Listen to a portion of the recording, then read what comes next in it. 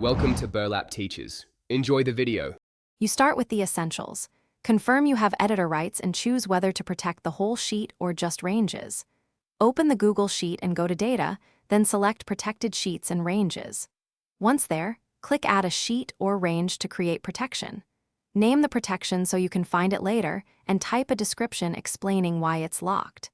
This saves time and prevents accidental changes, and you'll see why clear names matter in permissions management.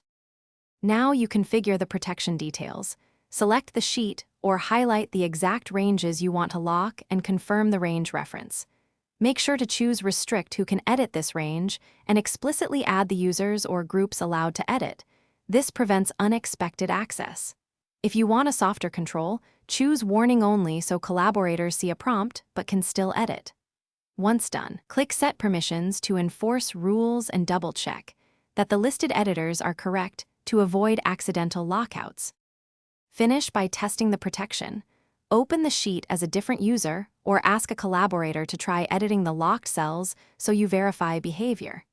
Make sure to enable version history so you can revert unintended edits.